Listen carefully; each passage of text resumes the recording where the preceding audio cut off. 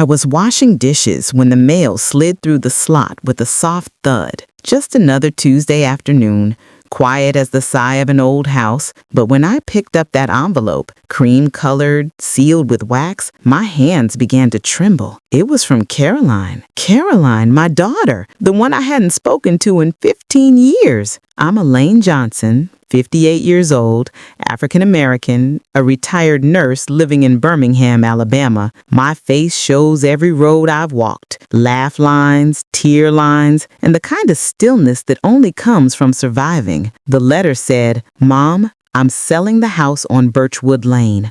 Before I do, I want you to come see it one last time.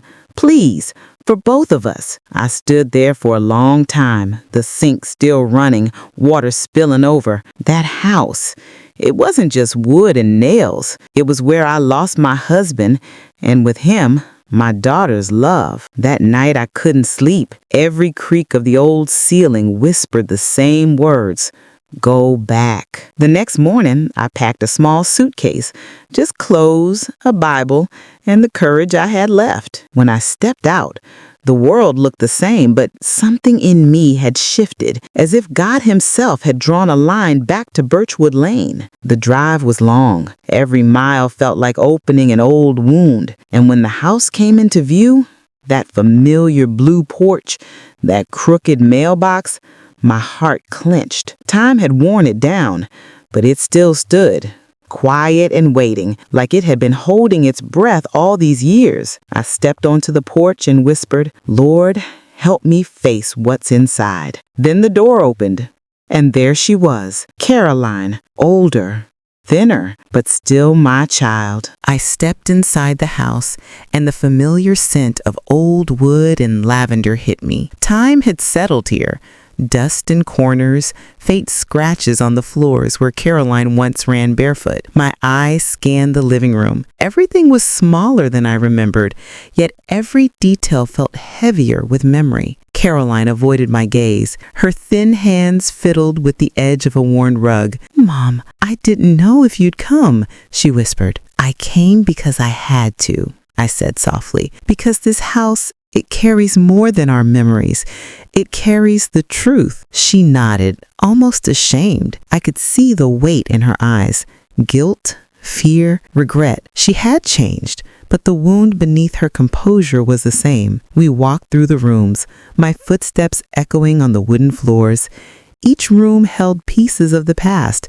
The corner where I taught her to draw, the windowsill where we used to sit and talk about dreams, the fireplace where her father once read bedtime stories. Then she stopped abruptly and pointed to the study. "Mom, you need to see this," she said. Inside, I found a stack of letters unopened, tied with a thin ribbon. My hands shook as I picked them up. Each envelope held confessions, regrets, and apologies, words she never had the courage to say to me before. Caroline sank into the armchair, covering her face. "I thought I was protecting you by staying silent, but all I did was betray your trust. I let him take everything, the savings, the house.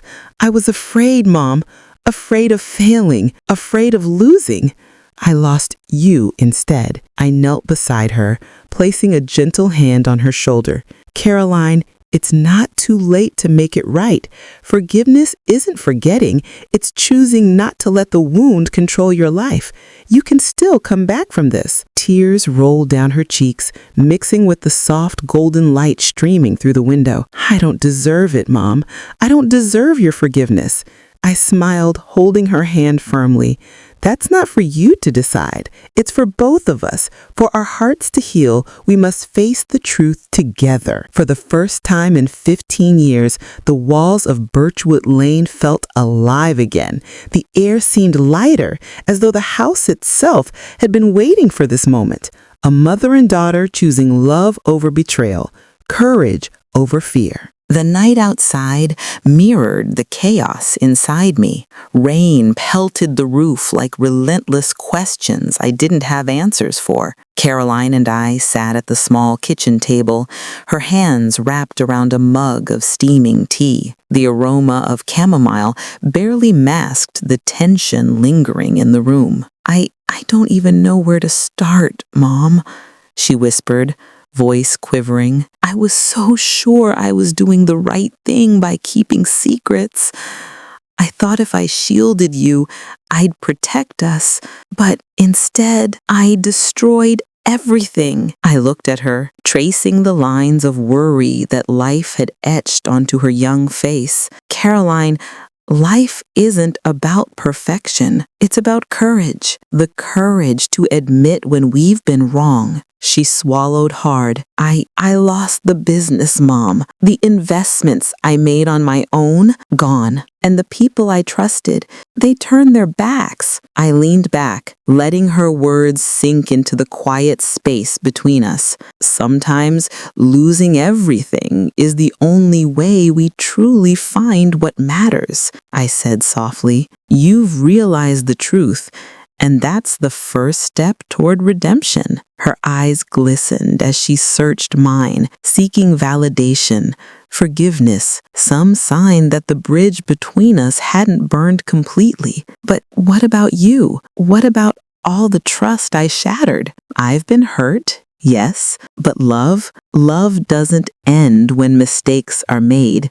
It bends, it strains, it stretches, but it can survive if we're willing to forgive. The storm outside grew stronger, wind rattling the old window panes.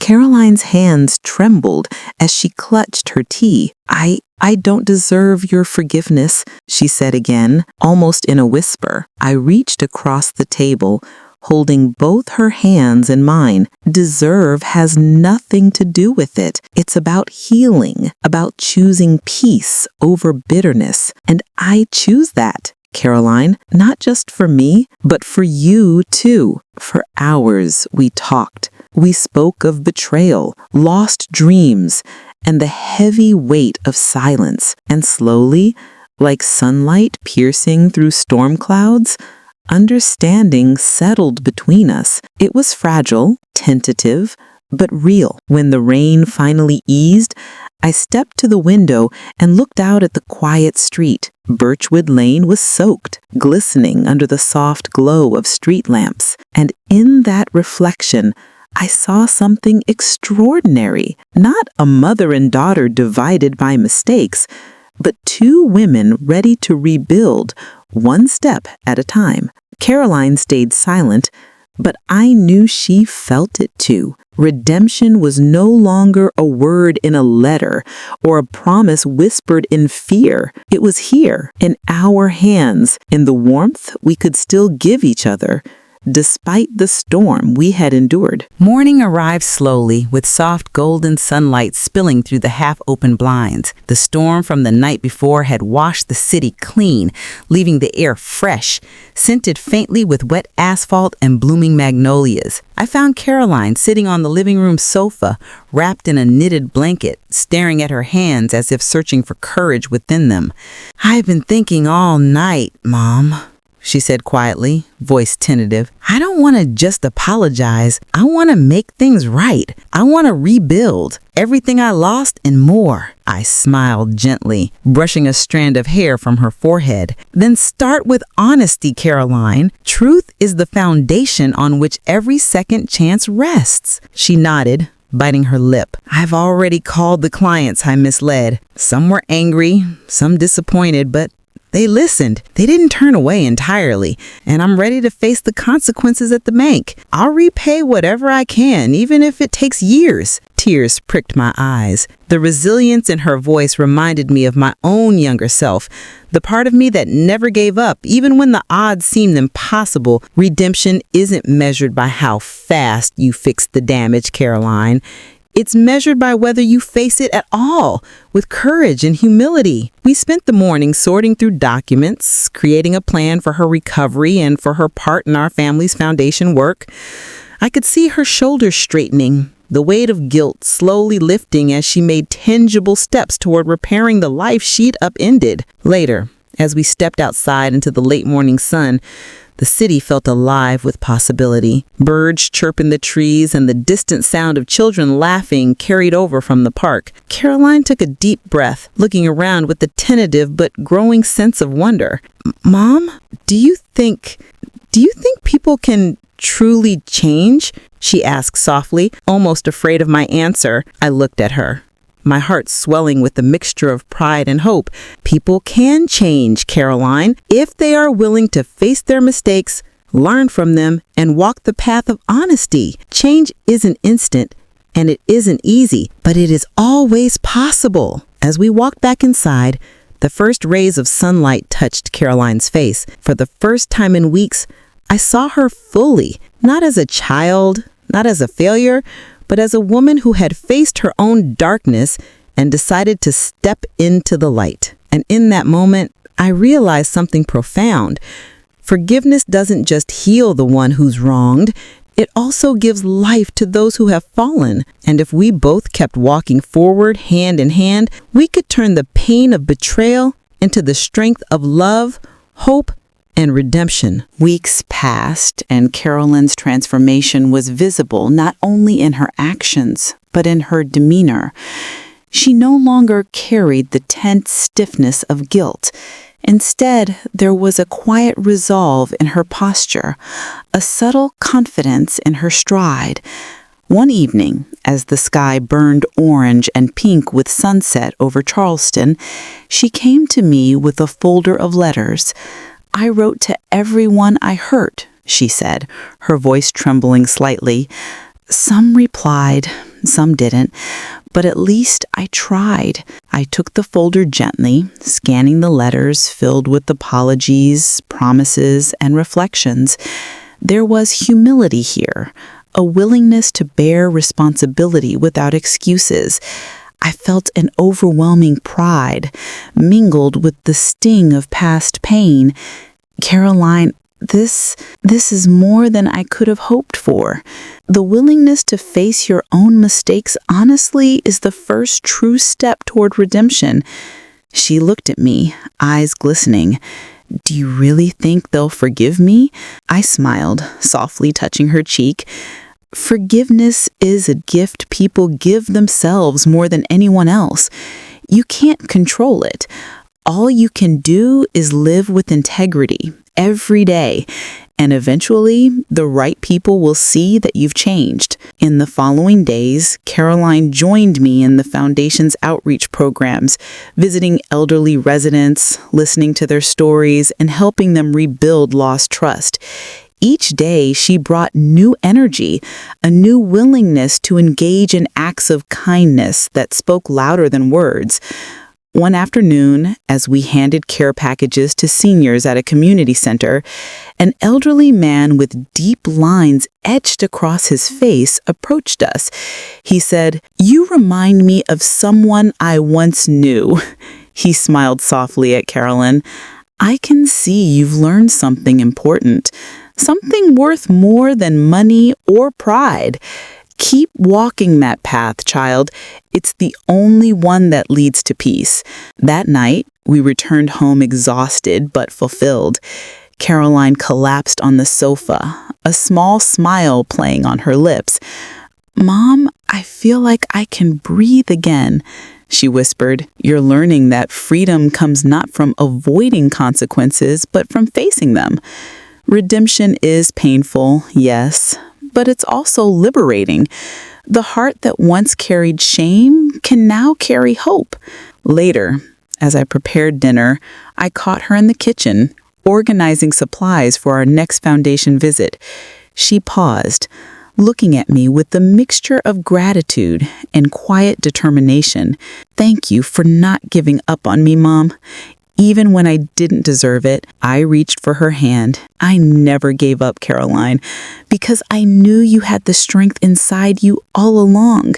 Sometimes it takes a storm to see the sun clearly. That night, as I lit a candle and watched its flame flicker across the walls, I realized that our family, though scarred by betrayal, was healing. And that healing wasn't just about righting wrongs or restoring material loss. It was about reclaiming trust, embracing forgiveness, and understanding that love, even after pain, could grow stronger than ever before. As I blew out the candle, the faint scent of lavender lingered, a reminder that light always returns, even after the darkest night. The following morning, the sunlight spilled gently across the living room, illuminating the framed family photos I had rearranged the night before. Caroline sat at the small table by the window, reviewing community outreach plans, her brow furrowed slightly in concentration, yet the tension from weeks past had melted into a composed focus. "You know, Mom," she began softly, "I never realized how much I hid from myself. All the excuses I made, the stories I told myself, they were just walls keeping me from seeing the truth." I nodded, pouring 2 cups of steaming coffee. Self-deception is one of the hardest things to break free from, child. It feels safer to ignore our mistakes, but the moment we confront them, real growth begins. She took a sip, savoring the warmth. "It's scary, though,"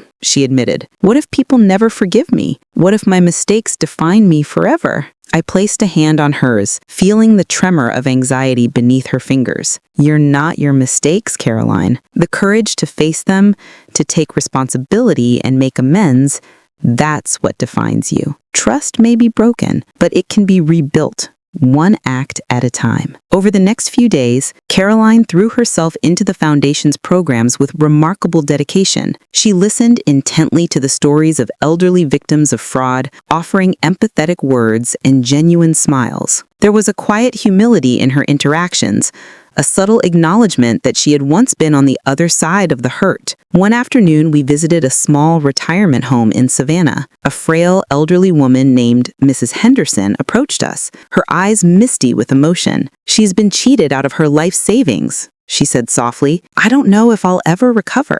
Caroline knelt beside her, taking her hands gently. "Mrs. Henderson, I may not be able to undo what's happened, but I can promise you this. We'll do everything in our power to help you reclaim what you've lost, and more importantly, your dignity." The woman's lips trembled, and for a moment, I saw the same transformation I had witnessed in Caroline, a spark of hope flickering where despair had lived. That evening, back at home, Caroline and I shared a quiet dinner. The soft hum of the city outside blended with the faint scent of jasmine from the garden. "Mom," she said, her voice almost a whisper, "I never realized how much I hid from myself. I never realized how much forgiveness could feel this freeing. I feel lighter."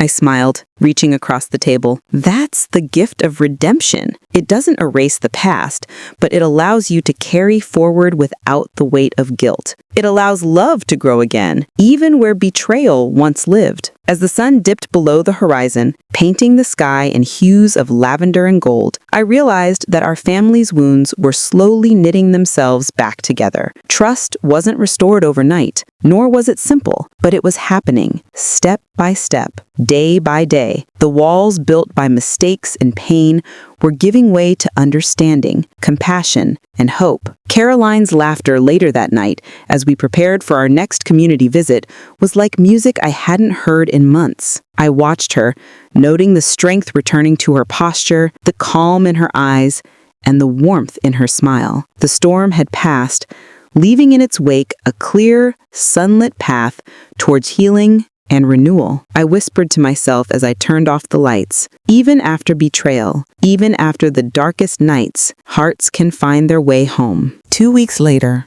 while sorting through Foundation mail, I noticed a thick envelope with no return address. My fingers hesitated before opening it, a small flicker of apprehension tugging at my chest. Caroline watched quietly, sensing the shift in my expression. Inside, I found a letter written in delicate handwriting, its ink slightly smudged, as if hurriedly penned. My heart sank as I read the words, "Dear Mrs. Lawson, I know I've caused pain beyond repair. I want to return what I stole and apologize. Please give me a chance to make things right." I paused, staring at the paper. The sender was unmistakable. My former business partner, Elaine. Her betrayal had shattered not only our company, but also my trust in people. And yet, here she was, extending an olive branch years after the damage was done. Caroline's hand rested gently on mine. Caroline watched quietly, sensing the shift in my expression. My fingers hesitated before opening it, a small flicker of apprehension tugging at my chest. "Mom, what will you do?" she asked, her voice both curious and cautious. I exhaled slowly. I've spent years learning that vengeance and bitterness weigh heavier than any debt. Perhaps it's time to see if redemption is possible, even for her. The following day, Elaine arrived at our office. She looked older, her hair streaked with gray, eyes shadowed with remorse. The moment our eyes met, I felt a rush of memories. Boardroom battles, broken promises, sleepless nights filled with worry and anger. Elaine's voice trembled. "Mrs. Lawson, I don't expect forgiveness. I only ask for a chance to make amends." I nodded, letting her words settle like the first raindrops on dry soil. "Amends are more than words, Elaine. You'll need to show it with actions." Over the next month, Elaine volunteered with us every day. She accompanied Caroline and me on home visits, assisted with documentation, and even coordinated fundraisers. I watched her struggle, often faltering, but always returning with humility and a quiet determination to do better. One afternoon, while helping an elderly man named Mr. Simmons, Elaine knelt beside him, carefully explaining how we would recover his lost pension. He looked at her skeptically at first, but softened as he noticed her genuine concern. It was then I realized something profound. Even those who betray can evolve if they confront themselves honestly. Caroline leaned close to me that evening. "Mom, I see it too. She's different. Not perfect, but different. Maybe this is what true redemption looks like." I smiled faintly. "Yes, child, redemption isn't an instant miracle. It's a journey, a choice every day to act with integrity after the storm of past mistakes." Weeks turned to months, and Elaine became an indispensable part of Grace Hand's Foundation. Her efforts began to change not only the lives of the seniors we assisted, but also the dynamics within our own team. I watched the air of tension that once hovered around her dissolve into cooperation and quiet respect. One evening, as Caroline and I closed the office, Elaine lingered near the door. Her eyes were earnest, almost vulnerable. "Mrs. Lawson, thank you for this chance. I don't take it lightly." I placed a hand on her shoulder, feeling the warmth of sincere remorse and commitment. "Elaine, life has a strange way of testing us. Some fail the test, and others rise to it later. Today, you have risen." As she left, I realized the depth of what we had accomplished, not just for the community, but for our own hearts. Trust, once shattered, could indeed be rebuilt.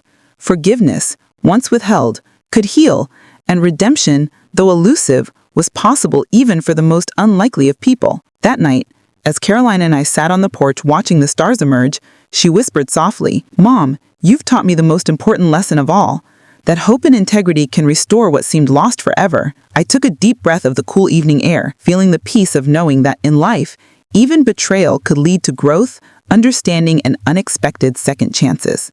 It had been nearly a year since Elaine began volunteering with Grace Hand's Foundation, and life seemed to hum with quiet purpose. Yet, one afternoon, as I sorted through our donation records, I noticed an anomaly.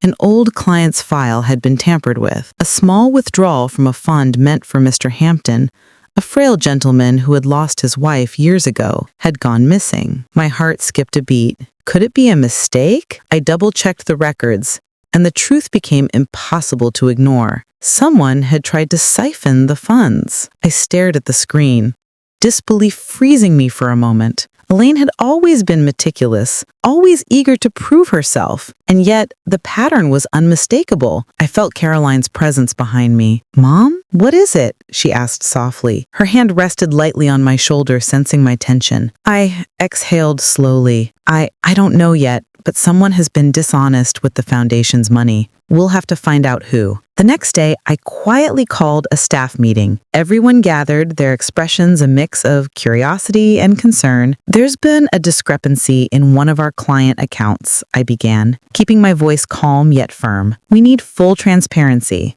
Whoever is responsible must come forward." The room was silent. I noticed Elaine shifting uncomfortably, her hands fidgeting. My stomach churned, but I reminded myself to stay measured. Accusations without proof could destroy the progress we had made. Later, as the office emptied, Elaine lingered behind. Her eyes avoided mine. "Mrs. Lawson, I need to tell you something," she said, voice quivering. I nodded, motioning for her to continue. "It was me. I didn't intend for it to happen. I thought I could cover it up. I was desperate. My daughter needed urgent surgery and I acted without thinking. I felt the weight of her confession settle over the room. Anger, betrayal, and compassion collided within me. Elaine, I said slowly, you've caused pain before, and you've caused it again. But honesty at this moment is the first step toward making this right. Her tears fell freely. I'll repay everything, Mrs. Lawson. I'll volunteer extra hours. I'll do whatever it takes. I took a deep breath, recalling my own journey through loss and betrayal. Redemption is not about punishment, Elaine. It's about facing consequences and learning from them. You've chosen to confront your mistake. That's what matters. Over the next weeks, Elaine worked tirelessly. Every misappropriated dollar was accounted for and returned. She organized fundraisers specifically to recover the lost funds, often staying late and assisting clients personally. Caroline and I observed her transformation with cautious optimism, her remorse sincere, her actions deliberate and consistent. One rainy afternoon, Mr. Hampton, with his cane tapping softly against the office floor, approached her. His eyes, once filled with confusion, now reflected a quiet understanding. I know you made a mistake, young lady, but the way you've worked to fix it, that shows character. Don't lose that. Elaine's face softened. She knelt beside him, her voice barely above a whisper. Thank you, sir. I will never forget what you've shown me about integrity. Later, as Caroline and I walked through the office, she said quietly, Mom, sometimes mistakes teach us more than success ever could. I nodded, letting her words sink in. Yes, child, and sometimes the hardest moments illuminate the human capacity for growth, forgiveness, and understanding. Even those who falter can rise if they choose to face the truth. That night, as rain pattered softly against the window, I lit a candle on my desk, its flickering flame reflecting in the polished wood. I whispered a quiet prayer, not just for Elaine, but for all of us navigating the fragile paths of trust, redemption, and human imperfection. And in that moment, I knew the foundation, our work, our lives, our hearts, was stronger than ever, not because mistakes never happened, but because we had the courage to confront them and choose a path illuminated by honesty, compassion, and unwavering hope. Weeks turned into months, and the foundation's work flourished more than ever. The office buzzed with activity.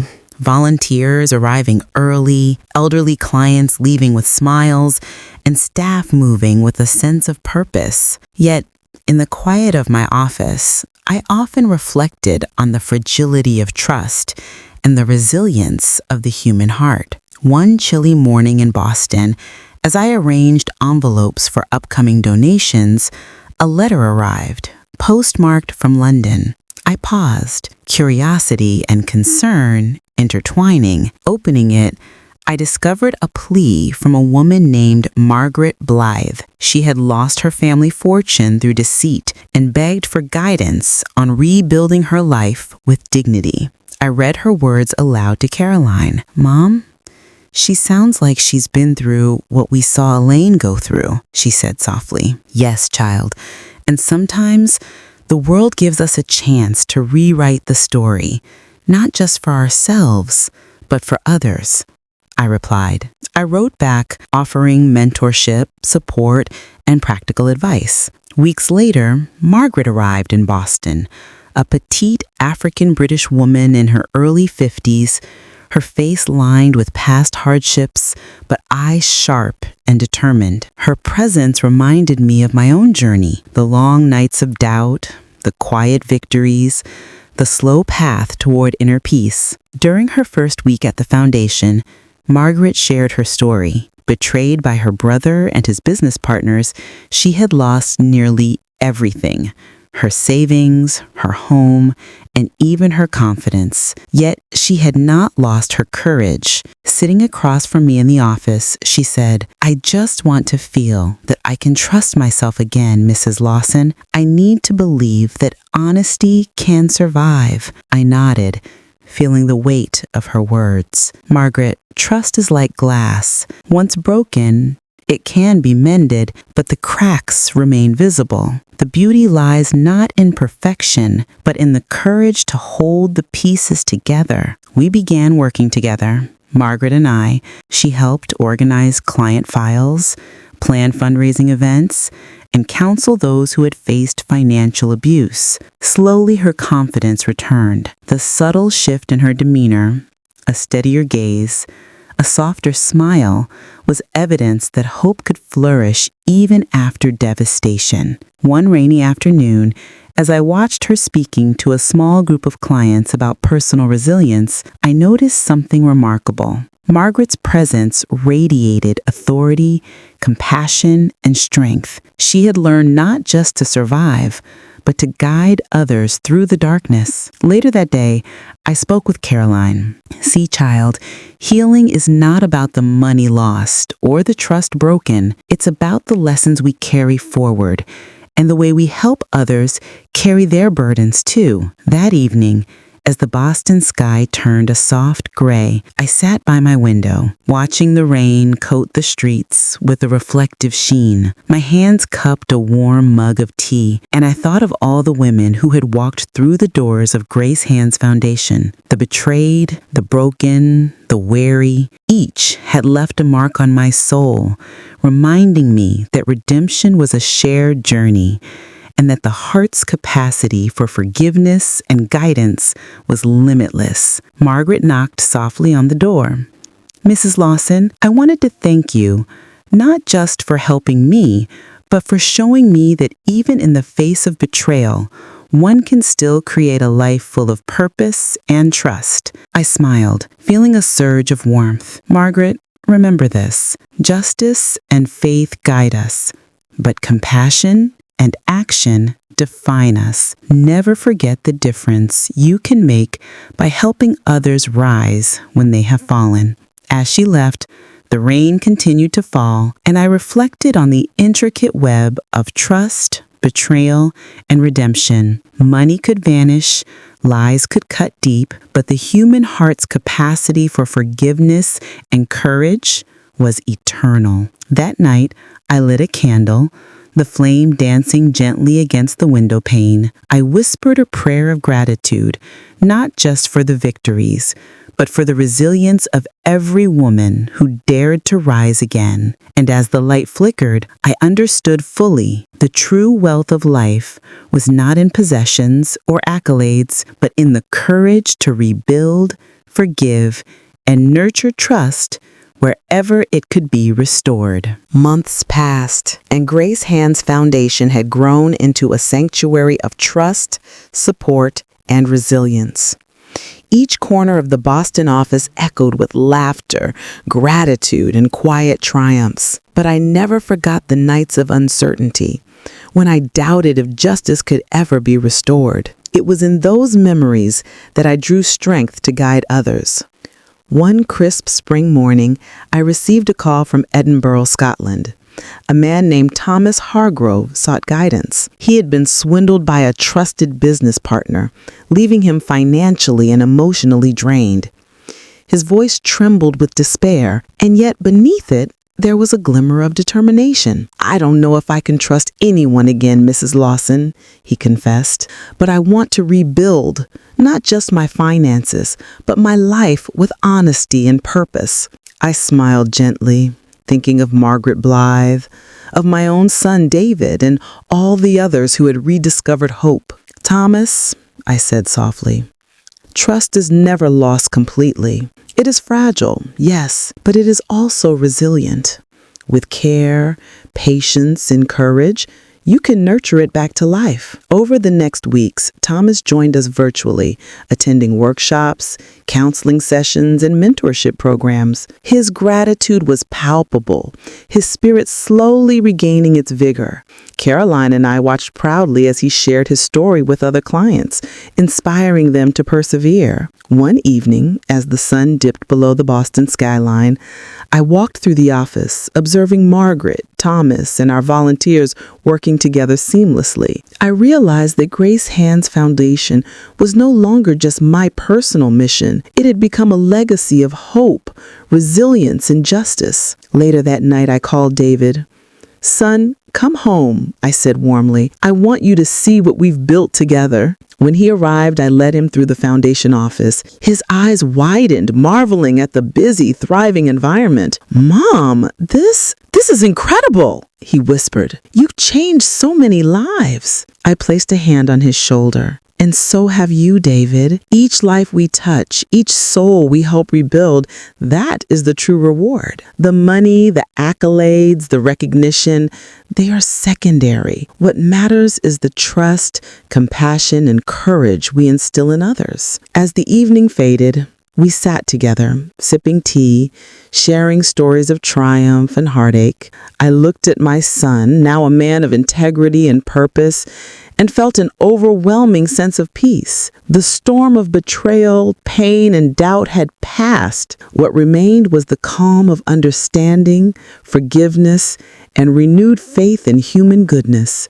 The following week, the foundation received news that moved me deeply. Grace Hands Foundation had been nominated for the Global Humanitarian Award. More than the recognition, it was a testament to every woman, man, and child who had fought to reclaim their dignity. On the night of the ceremony, I stood on the stage in Boston's Grand Auditorium. I wore a soft lavender dress, simple yet elegant, the color reflecting the hope and serenity I had cultivated through years of struggle. Cameras flashed, reporters jotted notes, but all I focused on were the faces of those who trusted us, believed in justice, and learned to forgive. I am deeply honored, I began, my voice steady. But this award is not just for me. It is for every person who has faced betrayal, who has been deceived and yet dared to rise again, for those who have chosen compassion over revenge, forgiveness over bitterness, and hope over despair. Your courage is my inspiration, and your stories remind us that even in the darkest moments, trust, love, and integrity endure. The applause was thunderous, but in my heart, I felt quiet gratitude rather than triumph. I looked at David in the front row, his eyes glistening with pride and emotion. He had truly understood the value of honesty, resilience, and love. Back home that night, I lit a candle beside our family photo. The flame danced softly against the frame, reflecting the gentle peace we had earned. I whispered a quiet prayer of thanks to God, to life, and to the women and men whose courage had illuminated our path. As the candle flickered, I reflected on the journey that had begun with betrayal, fear, and uncertainty. It had ended with forgiveness, justice, and hope. And I knew that the legacy of Grace Hands Foundation would continue to nurture hearts, restore trust, and inspire courage for generations to come. As I closed the office door behind me that evening, the golden hues of sunset filtered through the blinds, painting the room in soft warmth. I paused, letting the quiet seep in, savoring the stillness after months of chaos. I had faced betrayal, loss, and doubt, yet here I was, standing tall, a woman shaped not by what was stolen from her, but by the strength she discovered within. My phone buzzed softly on the desk. It was a message from Jonah, the young man we had helped through the foundation. "Mrs. Daniels, you taught me more about honesty than my whole life. Thank you." I smiled, my heart swelling. Each life touched by Grace Hands was a reflection of what had been restored to me: faith in truth, resilience, and love. I poured myself a cup of chamomile tea, inhaling its warmth. The foundation office was empty, except for the soft rustle of papers in the wind. I looked at the photo on my desk, my younger self standing beside my late husband, his hand steadying mine. If he were here, I knew he'd nod in quiet pride. The door opened suddenly, and my son, Marcus, stepped in. His eyes were tired but alive, filled with the clarity that comes from facing one's mistakes. "Mom," he whispered, "I finally learned the weight of honesty, the depth of trust. Thank you for never giving up on me." I reached for his hand, squeezing it gently. "You found your way back, son. That's all I ever wanted." The air was filled with the soft rain tapping against the windows, carrying the scent of earth and renewal.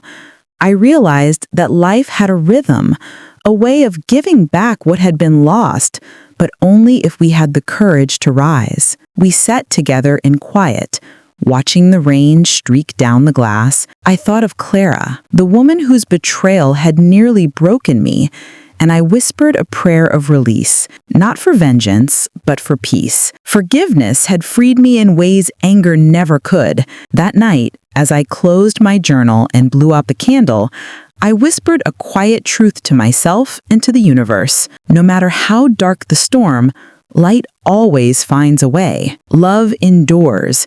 Justice finds its path. I leaned back, feeling a wave of contentment. The foundation continued to thrive, our work touching more lives every day. And Marcus, once lost in his own mistakes, now walked beside me, committed to healing others. To all of you watching this story unfold tonight, remember, life will challenge you. Betrayals may cut deep, but the strength to rise, forgive, and create hope is always within your reach. Share your story in the comments below. Wherever you are, whoever you love, and however you found the courage to keep going. And don't forget to like and subscribe for more real-life stories of courage, truth, and redemption.